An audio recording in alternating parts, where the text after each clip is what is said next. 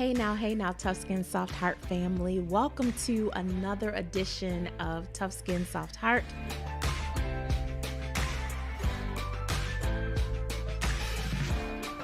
Hey now, Tough Skin Soft Heart family. I am so grateful that we are gathering.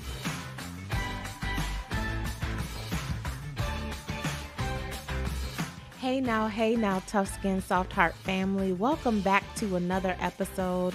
And really just welcome back to our community table.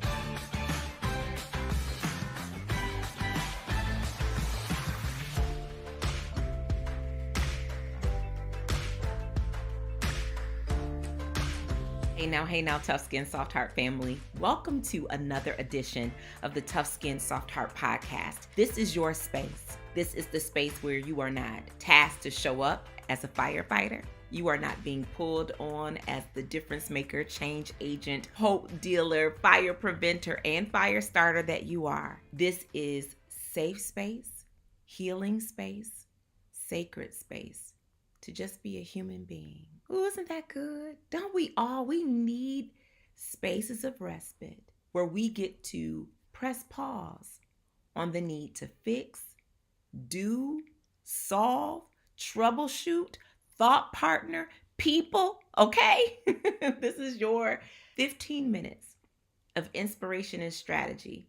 My assignment is to pour into you with the same intentionality that you put into leading, loving, and serving in transformational ways. That's the spirit of this podcast. It is why we are into season 3, why we do what we do, because I know that there are so many people that are difference makers, yet struggling with cyclical, functioning burnout, because we can be bridges over troubled water, even when we are navigating hurricanes ourselves. Ooh, has that been your testimony lately? Have you been showing up as a bridge over troubled water at home or on boards that you serve on or within your organizations or your institutions, within systems, in community, in your neighborhood, in your family, and on your block, and no one has a clue that if they could just tiptoe, right? Just slide an eye behind the curtain or the veil of your life, they would be amazed at the hurricanes and tsunamis that you have been navigating.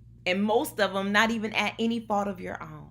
And so while I can't put my hand on all of the things that maybe cause you to feel struggle or pain or difficulty, I can't put my hands on all that you are tasked to navigate day in and day out.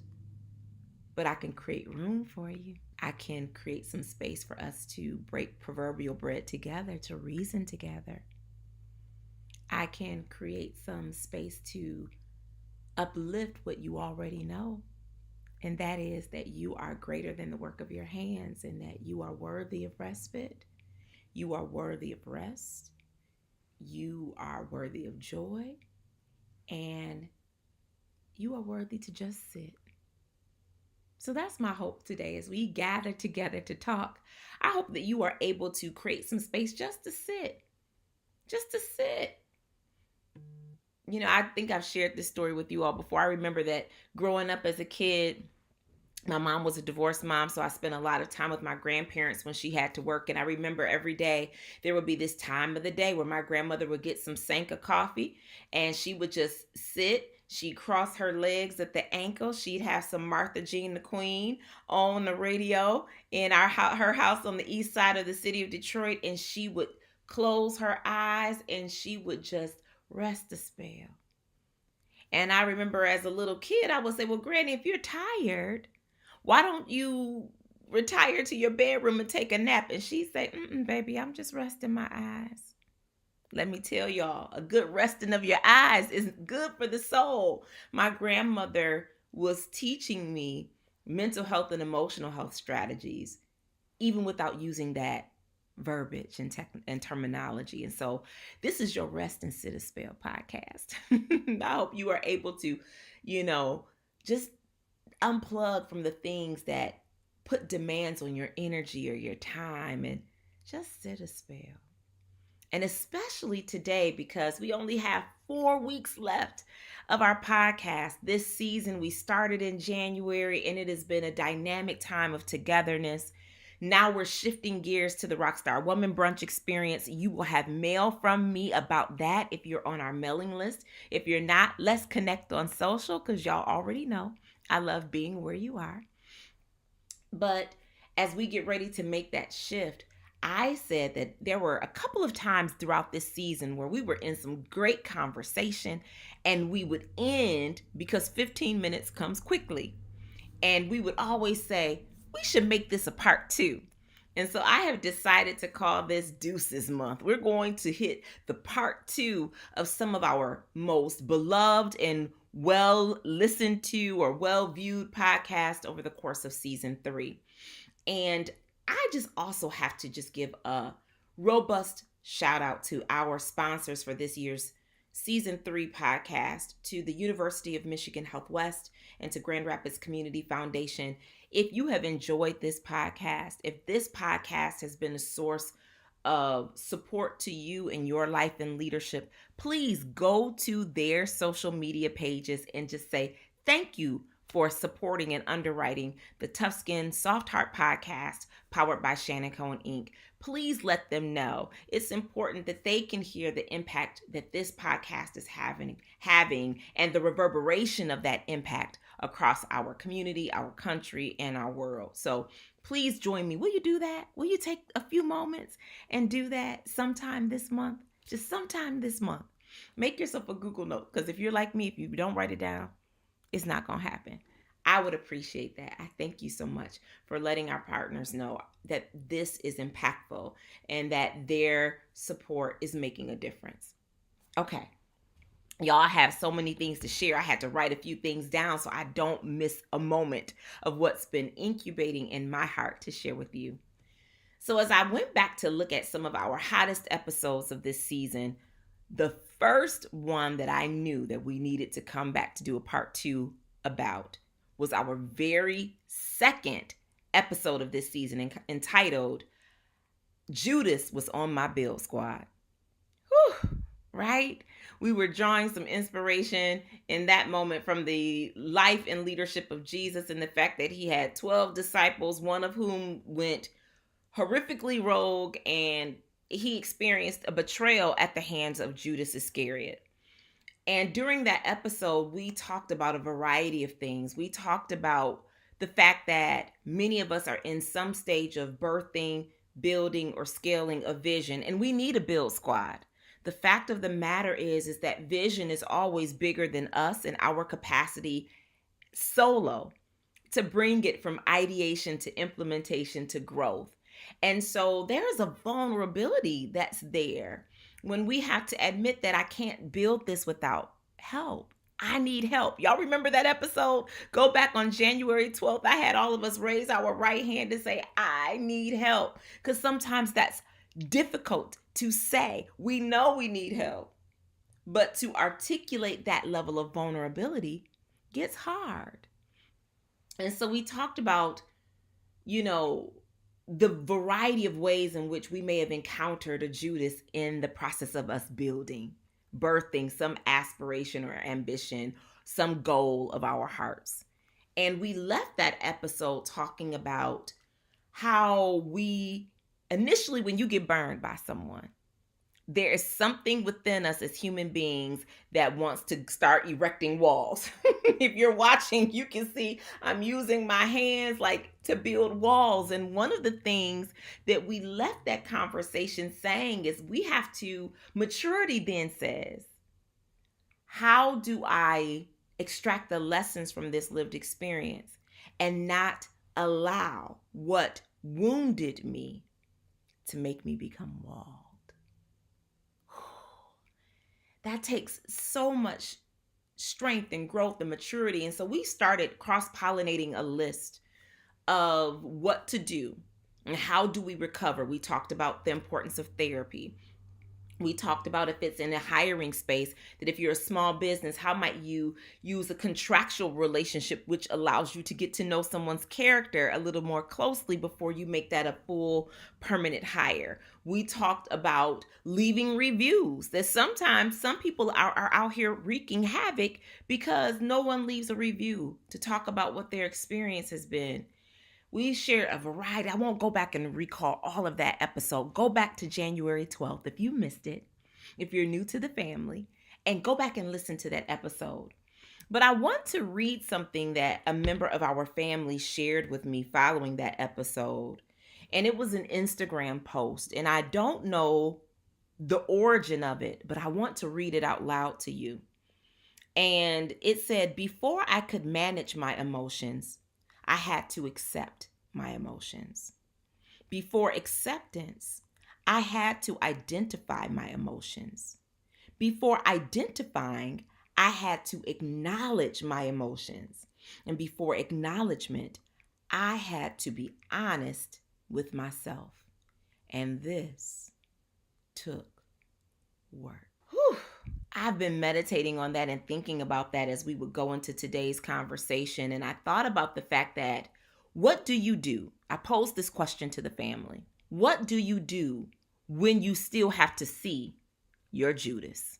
See, for some of us, we have been able to maybe exit a toxic work environment, which is where that Judas was. For some of us, we've been able to build some, walls or barriers so that we don't have to interact or interface with that Judas. But what if the Judas was in your family? Or what if the Judas went to church with you, or it was a part of your faith community? What if the Judas was somewhere, they live in your neighborhood, or they live in the same city? Maybe you switch jobs, but you still live in the same community. And how do you navigate Judas sightings? Woo! Have you ever been to going to the grocery store, going somewhere, maybe dropping off a child, or just going to the mall, and you open the door and come smack dab face to face with your past Judas? And all of the emotions that bubble up when you see someone who has been injurious to you, your dream, your finances, right? So what do you do? Because the likelihood is that you absolutely may run into someone that you've had a Judas encounter with. So what have you done? What do you do?